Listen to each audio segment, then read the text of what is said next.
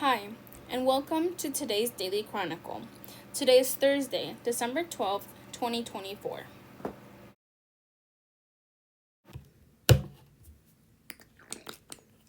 Police say United Healthcare CEO was likely killed with a ghost gun.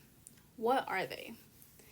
A No Guns Allowed sign is posted on the 54th Street entrance of the New York Hilton Midtown Hotel in New York, where Brian Thompson, the CEO of the United Healthcare, was fatally shot last week.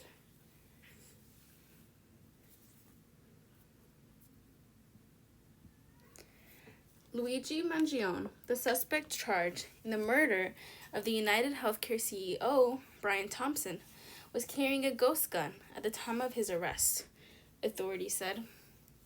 The 26-year-old was in the possession of a ghost gun that had the capability of firing a 9mm round when he was arrested in Altoona, Pennsylvania, on Monday. The New York Police Department Chief of Detectives Joseph Kenney said at a press briefing. The NYPD said the gun, which is consistent with the weapon used in the murder, may have been made on a 3D printer.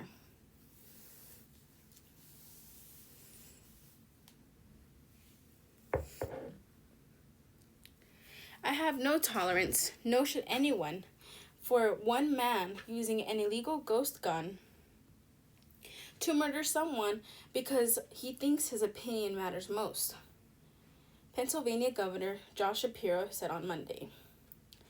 Ghost guns are also known as privately made firearms, are assembled by their owners, either from scratch or through weapon parting kits.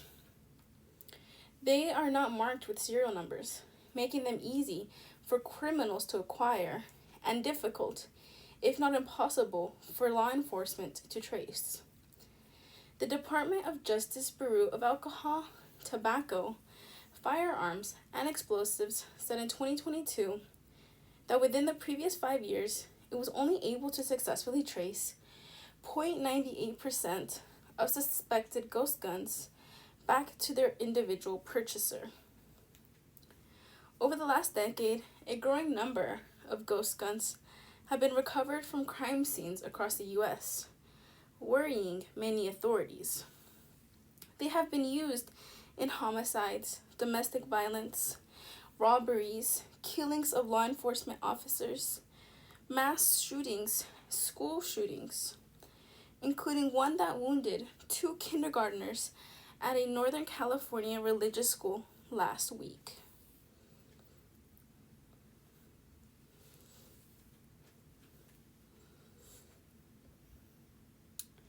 The advocacy organization Everytown for Gun Safety has called them the fastest growing gun safety problem in the country.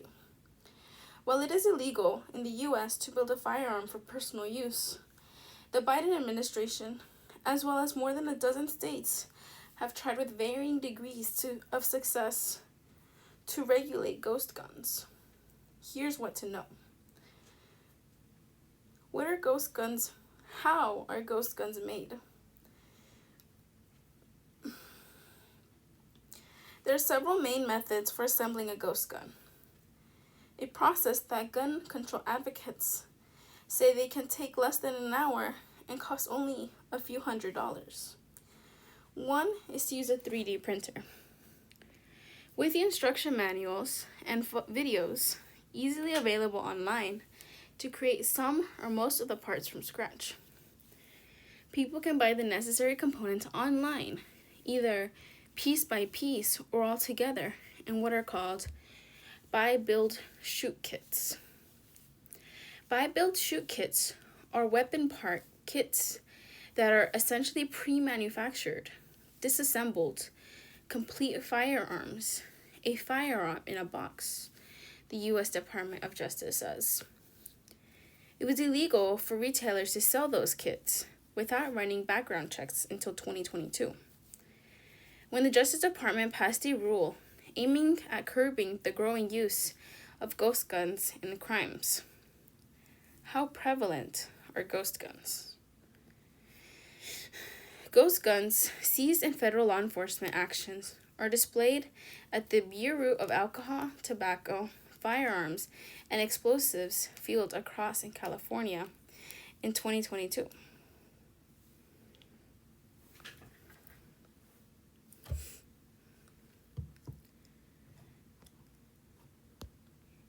Ghost guns have been around in the U.S. at least since the 1990s, but have proliferated over the last decade or so. The ATF says it has received approximately 45,000 reports of suspected ghost guns recovered by law enforcement in criminal investigations between January 2016 and December 2021. One of those investigations, 692 involved homicides or attempted homicides. Data from the Bureau shows the number of suspected ghost guns rising steadily each year over that period. From 1,758 in 2016 to 19,344 in 2021.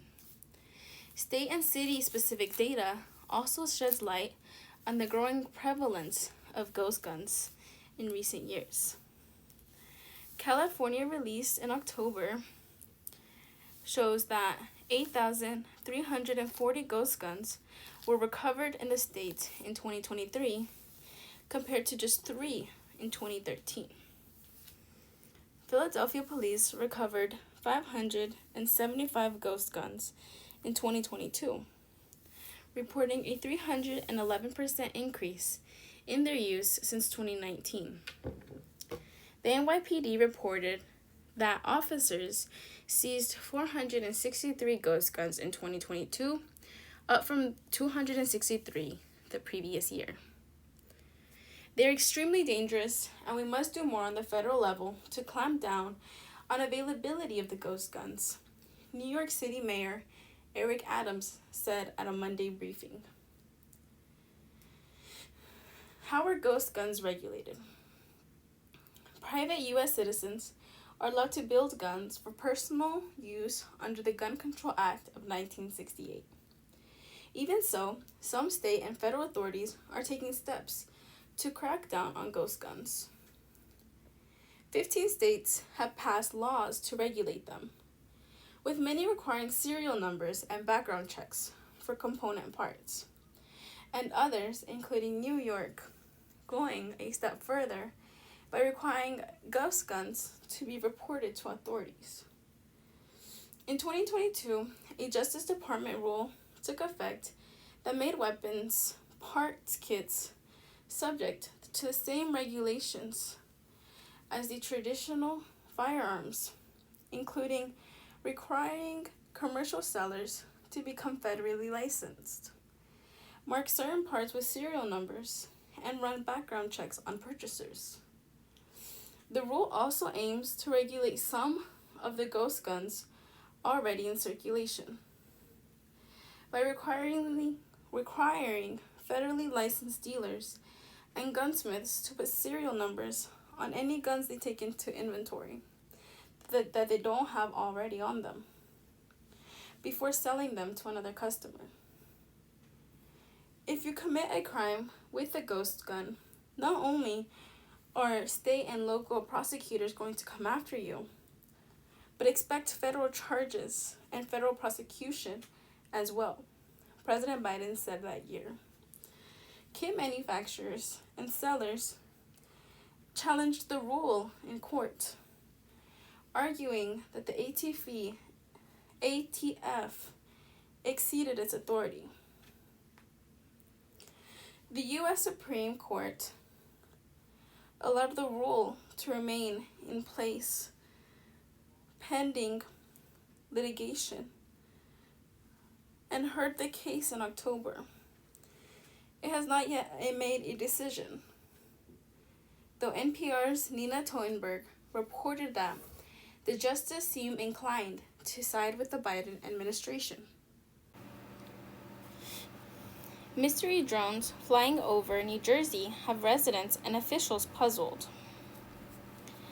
Residents across New Jersey have been trying to decipher who has been flying mysterious unidentified drones over the state, with some taking Facebook to share videos of sightings. Above, a screen grab from a video of a potential sighting shared on Facebook. There's something strange happening in the skies above New Jersey, and no one seems quite sure what to make of it. Not the governor, not members of Congress, not the FBI. What they know is that starting in mid-November, dozens of unidentified drones have been spotted flying at night in at least 10 different counties across the state. What they don't know is where the drones are coming from, who is flying them, and why. The drones have been spotted above critical infrastructure, according to authorities, including reservoirs, electric transmission lines, rail stations, police departments, and military installations. A U.S. Army base in northern Morris County has already had at least 11 sightings. Army officials said this week, several of which came even after the Federal Aviation Administration moved to temporarily restrict drones from flying overhead in neighboring Somerset County. Said the FAA, who had also banned drones from flying over the golf course owned by President-elect Donald Trump. It's not illegal to fly a drone in New Jersey, so long the operator is certified with the FFA. Small unregistered drones being used for recreation can be flown in unrestricted areas. But the number and mysterious nature of sightings have left many Garden State residents on the edge. So too has their size, as many drones appear to be larger than those that are typically used by hobbyists. The office of the New Jersey Governor Phil Murphy did not respond to a request for comment. But speaking at an unrelated bill signing earlier this week, Murphy said there had been 49 sightings on Sunday alone, though several of those may have been duplicates or merely possible sightings. In a posting on social media last week, Murphy said state officials were actively monitoring the situation and in close coordination with our federal and law enforcement partners. There is no known threat to the public at this time, Murphy said. Murphy's assurances have done little to quiet the concerns of residents and other officials across the state. In a statement posted to Facebook last week, the police chief of Florham Park, New Jersey, said their presence appears nefarious in nature. And during a House hearing on Monday, focused on unmanned aerial systems.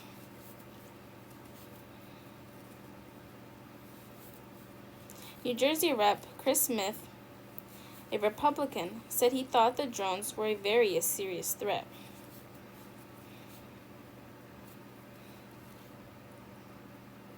Given the alarm the drones have caused, Senator Cory Booker, Democrat from New Jersey, said in a statement Monday that he was calling for more transparency from federal officials. There is a growing sense of uncertainty and urgency across the state, from constituents and local officials alike, despite assurances that the drones pose no known threats to public safety. Booker wrote in a letter to leaders at the FBI and the Departments of Transportation and Homeland Security. As such, I urge you to share any relevant information about these drone sightings with the public. Without transparency, I believe that rumors, fear, and misinformation will continue to spread, he added. So far, at least one theory has been ruled out, that the drones were coming from the Picatinny Arsenal military research base in Morris County. In a statement obtained by the Morristown Daily Record on Monday, Base Commander Lieutenant Colonel Craig Bonham II said the drones were not theirs. While the source and cause for these aircraft operating in our area remain unknown, we can confirm that they are not a result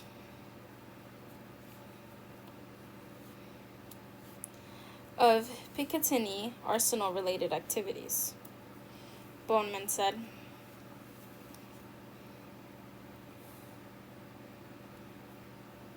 The FBI has opened an investigation, but the Bureau officials say key questions remain unsolved. Speaking to House lawmakers Monday, Robert Wheeler, the assistant director of the Bureau's Critical Incident Response Group, said the FBI still did not know whether a specific individual was responsible for the flights or whether they were the work of a larger group. Wheeler also could not definitively rule out the possibility that the drones may pose a risk to public safety or national security. There's nothing that is known that would lead me to say that, but we just don't know, and that's the concerning part, Wheeler said. In a statement, the FBI said it remains engaged with our federal, state, local, and tribal partners to share information and protect the public.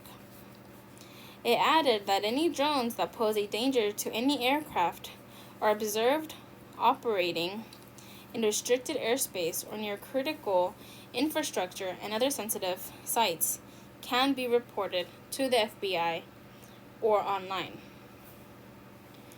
Unidentified drones have puzzled the public before. Earlier this year, the Wall Street Journal reported that unidentified drones swarming Langley Air Force Base in Virginia for 17 days. As with the drones in New Jersey, those flights called to the memory the Chinese spy balloons that the U.S. military shot down over the coast of South Carolina in 2023. The flights over New Jersey have led calls for military to shoot down the unidentified drones.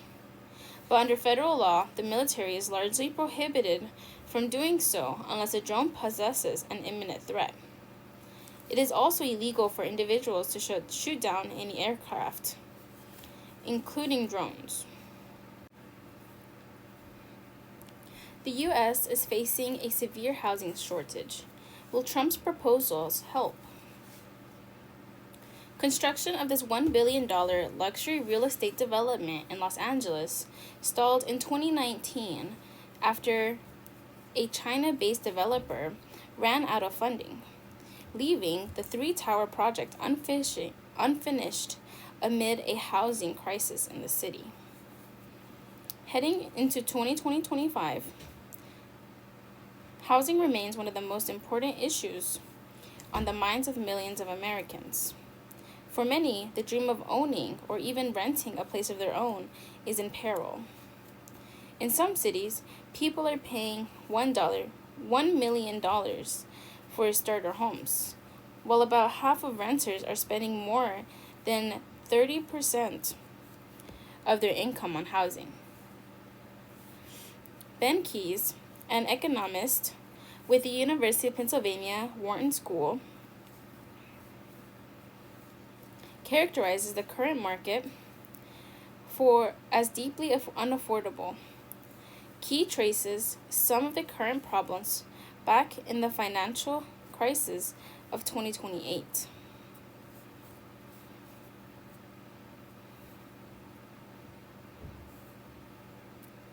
Of 2008. We saw a collapse in construction, and so we just stopped building houses. We stopped building apartments for a few years there, he says.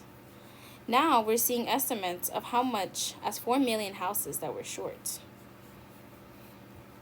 He notes that new construction is occurring at a snail's pace, due in part to the high cost of labor and materials and the difficulty of financing large projects. He says that zoning laws and land use restrictions can also contribute to a housing shortage. These policies create a lot of hoops to jump through and make it challenging for developers who would like to build at the scale where they would like to build. President-elect Donald Trump has suggested opening up federal land for development, but Keyes questions the practicality of the plan. Well, we're thinking about this federal land out west. I'm pretty skeptical that we're going to see, cities spring up out of whole cloth. He says, federal land seems compromising, seems promising, but as solution to our affordability crisis, I just don't see it.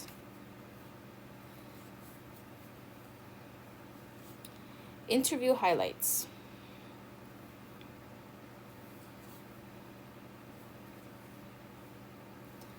On what Trump's proposed tariffs on imports, including construction materials, would do to the housing market. Basically, if we're going to raise the costs of construction materials, that's going to raise the cost of building a home. Now, a lot of materials, that's going to raise the costs of building a home. Now, a lot of materials that are used for construction are domestic. So we do have a lot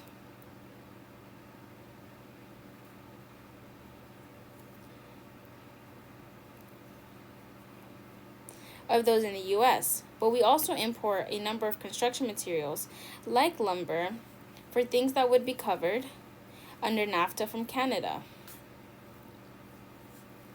But the simple math is that if we're going to impose additional tariffs on building materials, it's going to be more expensive to build rather than less expensive to build.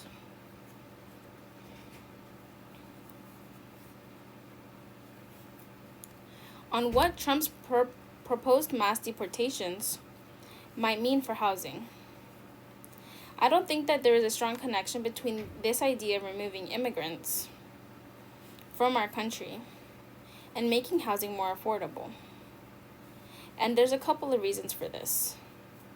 One is that immigrants and undocumented immigrants make up a large fraction of the construction workforce. And so it's going to make labor costs more expensive to build. And that's going to drive up the cost of housing. The trade-off there, from a housing market standpoint, we're talking about this in a very narrow sense, is that there will be fewer people in this sort of numbers, game of supply and demand. But if we think about the types of housing that immigrants and undocumented immigrants tend to locate in, they tend to be renters and they tend to locate in low-income neighborhoods. Now, of course, that's not uniformly true, but that's where they are concentrated. And so if we're thinking about the high cost of home ownership, removing undocumented immigrants from the pool of potential home buyers is simply not going to move the needle on affordability, on how climate change is contributing to the rise in costs for homeowners.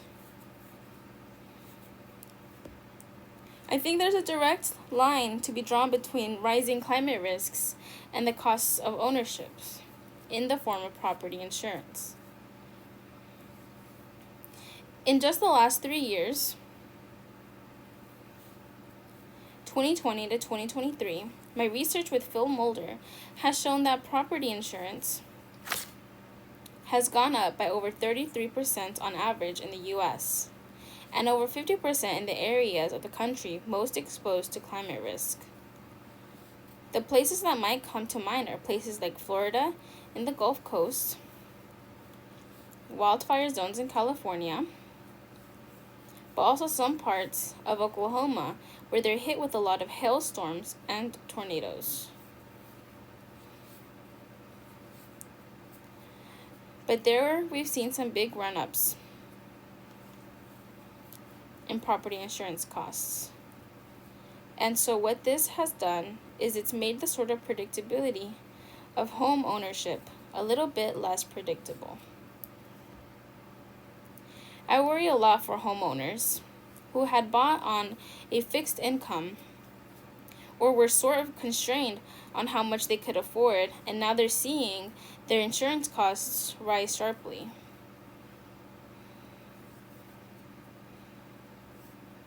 And this is a reflection of climate change, which is introducing more frequent and severe disasters.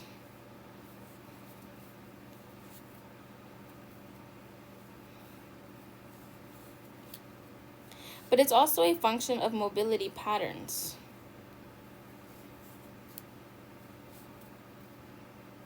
And where we've moved in this country.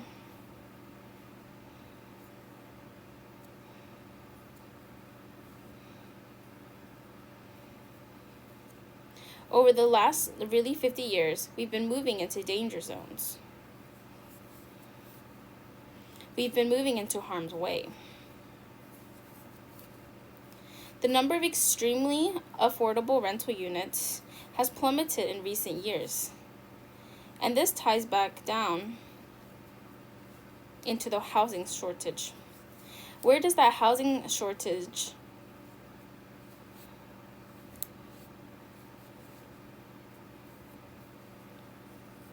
squeeze the most?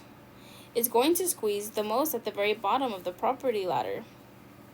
Landlords who previously offered very affordable units have seen a great deal of demand for those units. They're able to raise the rents. And we've seen a lot of people fall off at the bottom of the rental market. And that's led to a ton of pressure, especially in expensive markets.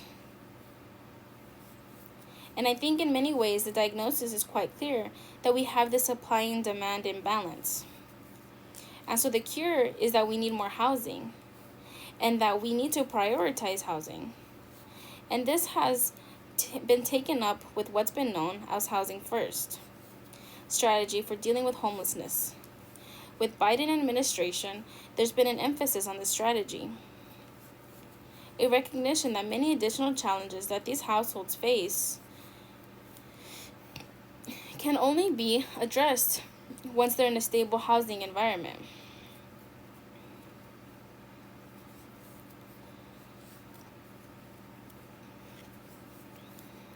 And there have been a number of pilot programs around the country that have borne this out. On advice he would give to people who are debating whether or not it's a good time to buy a home. First, do your homework and figure out the cost of housing in the market that you're looking in, both for owning and for renting. I think it makes a lot of sense to continue to rent in markets where prices are high and interest rates are high. In many cases, you'd be better putting off your savings into something that's delivering safe, predictable return that might be more safe and predictable than returns on housing. So, from an investment standpoint, investing elsewhere is very sensible. And then, I think you're approaching the decision to buy a house.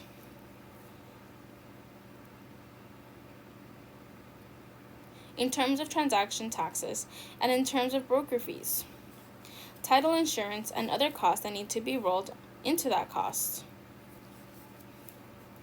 When you're doing an apples to apples comparison, the right comparison isn't just comparing the mortgage payment to the monthly rent, And then on top of that, there's a challenge with rising insurance costs and property taxes. And so you need to take a view on, can I afford the property insurance, flood insurance, wind insurance, and other or supplemental insurance policies in a few years when those may be more expensive than they are today? I think it takes more careful budgeting approach than we've seen in the past. And in many of those cases, my sense is that they're going to come out of the rental side of the ledger rather than owning. Given our current affordability crisis.